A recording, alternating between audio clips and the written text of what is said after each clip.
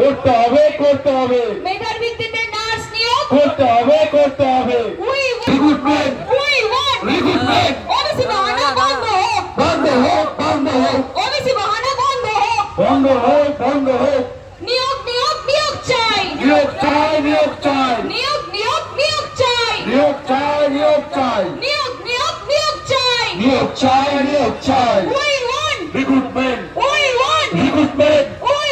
Recruitment ন্যায্য দাবি চাকরি চাই চাকরি চাই চাকরি চাই ন্যায্য দাবি চাকরি চাই চাকরি চাই চাকরি চাই ন্যায্য দাবি চাকরি চাই চাকরি চাই চাকরি চাই ন্যায্য দাবি চাকরি চাই চাকরি চাই চাকরি চাই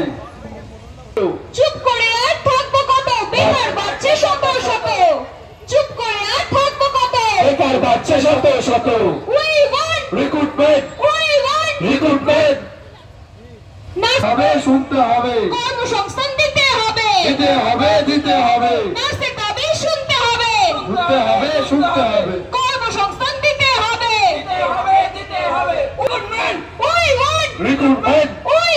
রিক্রুটমেন্ট ওবিসি বাহানা বন্ধ হোক বন্ধ হোক বন্ধ হোক ওবিসি বাহানা বন্ধ হোক বন্ধ হোক বন্ধ হোক দ্রুত নিয়োগ শুরু হোক শুরু হোক শুরু হোক we want recruitment recruitment recruitment ন্যায্য দাবি চাকরি চাই চাকরি চাই চাকরি চাই ন্যায্য দাবি চাকরি চাই চাকরি চাই চাকরি চাই ন্যায্য দাবি চাকরি চাই চাকরি চাই থেকে শুরু করে পশ্চিমবঙ্গের আপামর জনসাধারণ আমাদের এই আন্দোলনের সাথে অতপ্রতভাবে যুক্ত হয়েছে। নার্স দিদি থেকে শুরু করে সমস্ত স্বাস্থ্যকর্মী তারা এই আন্দোলনটিকে নিজের আন্দোলন বলে মনে করেছে এবং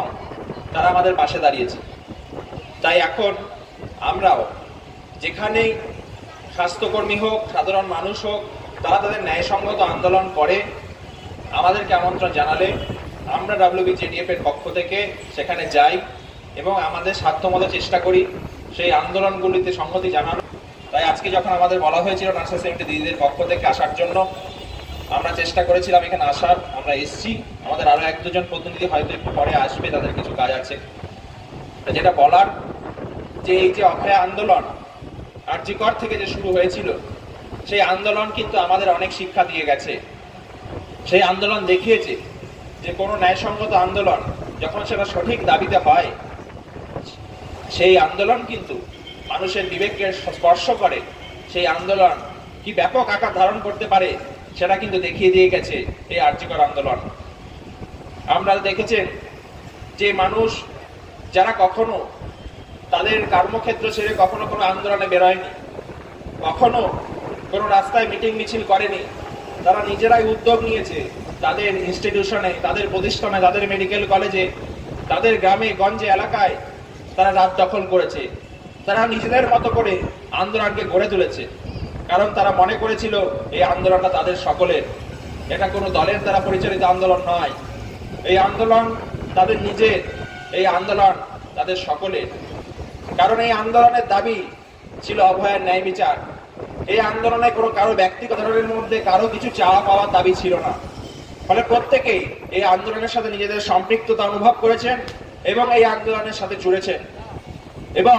এই আন্দোলন দেখিয়ে দিয়েছে এই যে সরকার যারা